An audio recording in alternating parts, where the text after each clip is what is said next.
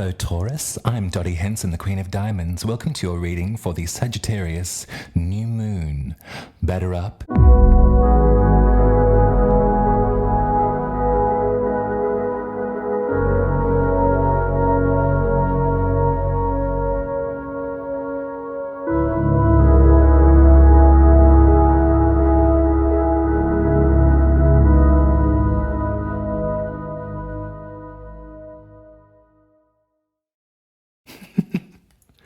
Welcome back. Hi.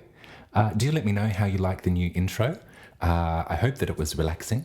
I hope that it was allowing you to center and be present here with me for the next 15 minutes, Taurus. Thank you very much for being here. It's always my pleasure.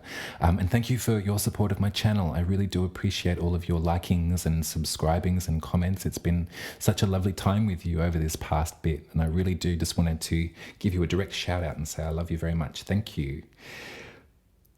Let's reclaim our autonomy over our darned life, shall we? How were the eclipses for you, my darling Tauruses? How was your tryst between your soul-centered house and your relationship house? Did everything go okay? Were there some nice breakthroughs, some maybe nice reconnections and reaffirmations, resetting of boundaries and needs and wants?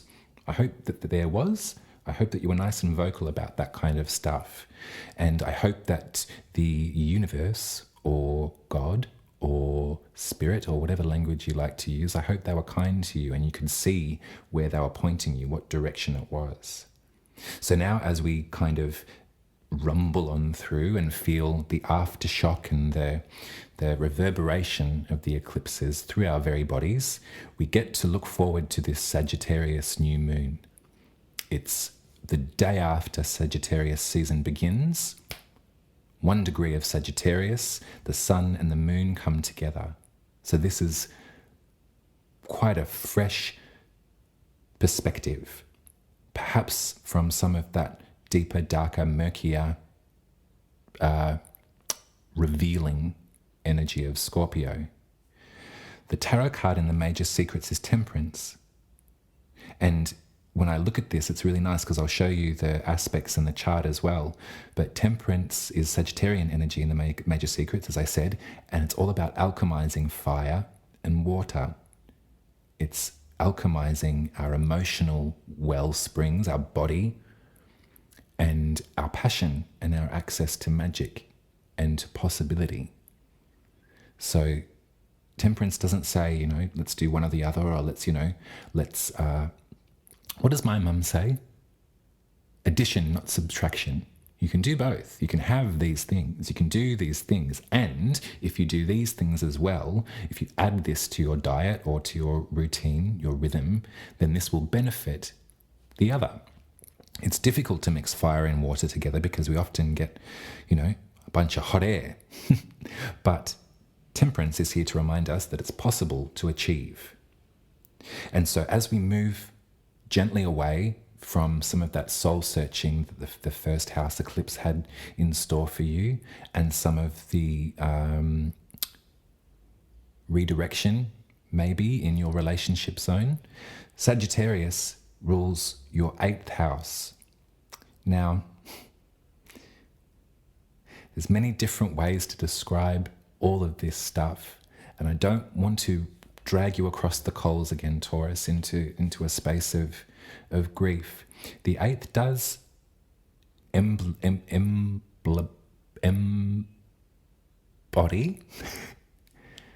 the 8th does embody where we grieve, though, and where we are reborn, where we recognize the cyclical rhythm of life and we see things off and we honor their memory and we come to think and know that perhaps there will be a regeneration of that energy at some point in the future.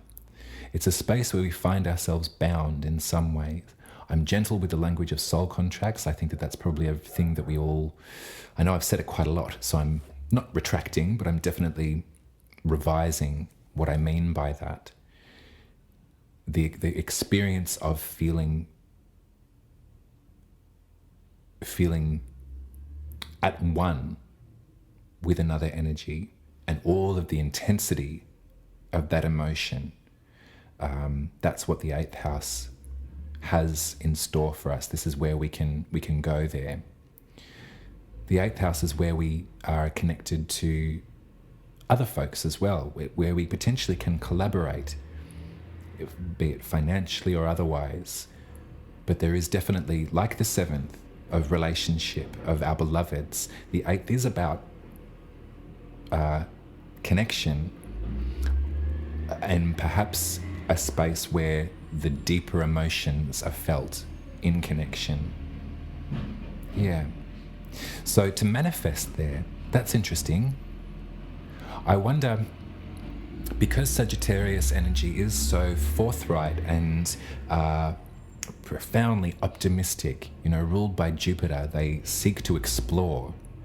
This in some ways, Taurus, tells me that you're actually probably quite good at eighth house stuff. As difficult as some of it might be, and as confronting as some of those emotions can be, I even see this as maybe you, not on behalf of other folks, but perhaps in this way, depends on what planets you have in Sagittarius too, but that commitment to exploring in the eighth, yeah, that shows me that, yeah, it's something that it might be quite good to have you around. And maybe when other folks are experiencing intensity of emotion, that it might be really nice to have you around as someone to go to and someone to have listen. Yeah. So in that way, what do you wish to ask for at this new moon, with your newfound autonomy, with your, ability to collaborate at this lunation, as opposed to the eclipses where we were kind of relaxing and breathing through it. This one we can activate, and in whichever faith system that you choose to operate, however you acknowledge the lunations. Could be as simply as just writing it down and spending an evening journaling about it. You can you do all sorts of different rituals to enact attraction and change at a new moon. So in the land of intense contractual connection, what do you wish to call in? Is there feelings that you wish to send off? Is there collaboration? Is there some sense of coming together, or some sense of investing and engaging in a community that deals with some of this transformative energy? Transformative is a nice word for the eighth house too. It's a transitional house. Transformative, transitional. Yeah. I think that you work really well there, Taurus. I think that you've got the stuff to take it. Think about it in the natural zodiac for a moment, which is where Aries is in the 1st and Pisces in the 12th. Scorpio is in the 8th. So Scorpio is the outfit that is best suited to the 8th house stage. Yeah? Does that make sense? I hope so. You kind of know that second fiddle that's in your, like Scorpio's opposite you in the zodiac. It's sort of like, yes, this is what I bring to the table. This is what you bring to the table. And maybe that's why you have that Sagittarian confidence there. At 1 degree in Sagittarius, the tarot card is the 8 of Wands. So I want you to think about direction and direct messaging and kind of like eureka moments too. 1, 2, 3, 4, 5, 6, 7, 8. Bam. All in the same direction, all with the same intent. I have a feeling, Taurus, that there's going to be some lovely downloads for you at this lunation, some great messages, and some great hope for future potential. Yeah. I'm going to pull some tarot cards for you now, my loves. There are some lovely supportive aspects going on here too. So Mercury and Venus are in a conjunction in Sagittarius. Venus, your lovely hostess with the mostess. I think that Venus energy in Sagittarius can be fits and starts. It can be sort of compulsion of attraction, fizzling out a little bit. But there's with a conjunction with Mercury, our voice piece. I hazard a guess that perhaps there might be some, maybe even some love letters that you might wish to write, or perhaps you might be receiving something of that nature too at this time. But if we want to activate and be in contribution with this lunation, it might be really nice to write some love letters to who? I don't know. That's you don't have to tell me. But that might be a nice thing to do too, because they're in Venus and Mercury are in trine with Chiron in Aries. So Chiron can be, there's glimmers of Chiron in Sagittarius as well. Some say that the constellation of Sagittarius was installed in Chiron's honor after their passing. So that essence of the wounded healer, the gentle kind of not always present wound, the sensitivity of self, which has been lingering around in your 12th house of spirituality. So that's nice, actually. I look at it that way. There's a support between your 12th house, which is where we find spirit, and your 8th house, which is where we experience intensity.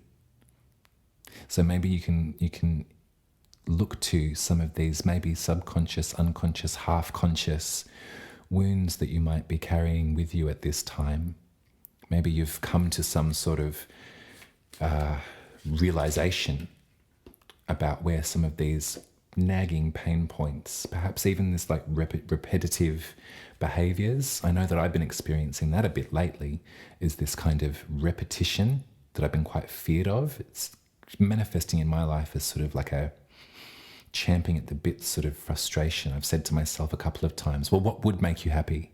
You know, and that is jarring, because I look back in my life and I can see in different trips around, you know, there has been that feeling, and I've dealt with it in different ways, and I don't wish to deal with it in perhaps some of the old ways. So yeah, I bring all of this up because the 12th is kind of difficult to grasp. It is very, very deep. It's also incredibly private, so you don't need to tell anyone about it too. But that sense of sensitivity, you know, like when you've got like a bruise that's healing and you sort of press on it, that kind of gentle numb of pain might be showing up in some parts of your life, and it might be really great to write to that pain.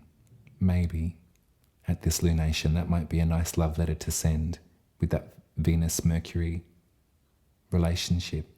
I pulled your tarot right now and I got the Queen of Swords, I got the Two of Cups, and I got the Two of Wands. Now right there, isn't that nice? Water and fire, both twos.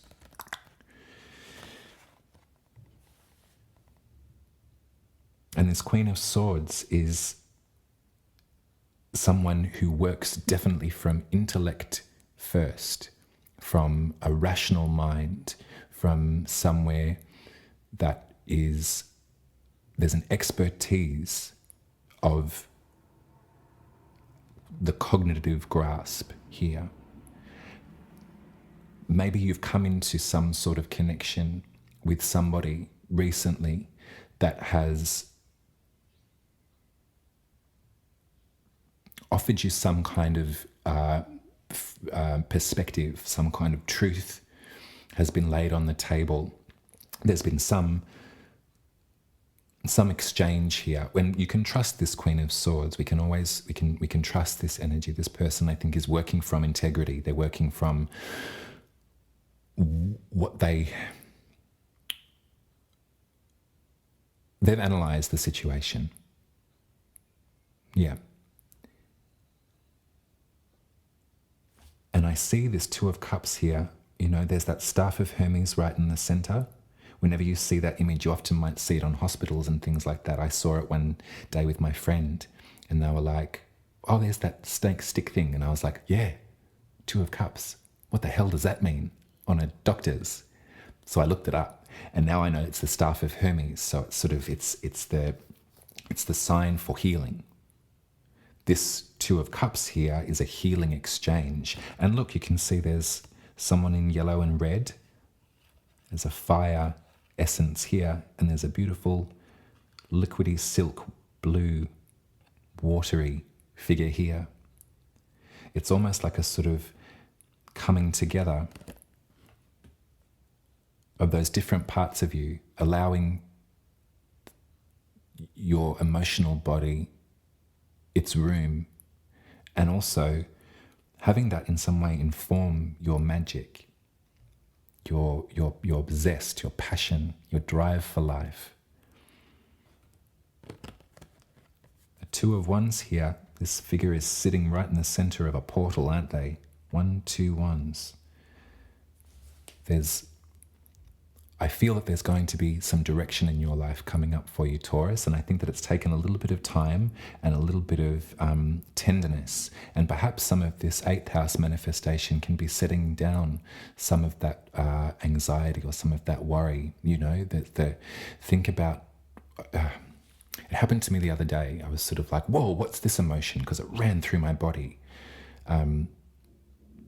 When we can separate the repetition that sometimes this can create with our response to sometimes what this can create, it's not about compartmentalizing. It's definitely about recognition of the different processes that go on in ourselves. And then rather than acting or believing from one perspective or, one, trauma response often has, it comes up, it flares up for us because it's trying to protect us. The body is like, whoa, no, danger, step away from the danger. And so the thought is like, this will happen to you, like that Rolodex of anxiety can sometimes start to flip over. Maybe this is a reading about mindfulness and mindfulness alone, Taurus. Isn't that nice? That's a nice relationship between the 8th and the 12th, absolutely. That's a great technique. The body and the mind, the body and the reaction, perhaps they can come into better alignment at this new moon for you. I see this as someone who is in great support and of great help, and their expertise will really aid you, perhaps in questions of the mind. This Queen of Swords, they can often represent a therapist, which I think would be perhaps a marvelous breakthrough for you, Taurus. This might be the journey for you to coming into greater alignment with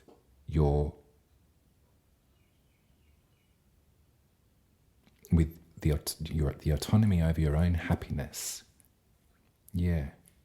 An ear is what you need. I feel it, Taurus. I feel that you need an ear to listen to you. And the Queen of Swords represents beautiful therapy, helpful therapy. That's your reading. I hope that made sense. It felt good. I don't know what it sounded like. Thank you for being here with me, Taurus. Thank you for liking and subscribing my channel. Do head to umaruby.com and book yourself a birth chart reading. I'll be taking some time off, I think in January, but I'm gonna pummel it for the rest of November and December. So there's still some spots left. So make sure you fill up my books, won't you? That'd be lovely. I'll speak to you in 2 weeks for the full moon in Gemini. So I'm back in the game. I'm feeling great. Thanks for your support. Thank you for getting the League of Their Own reference, and I'll see you in 2 weeks. I love you, Taurus. Bye.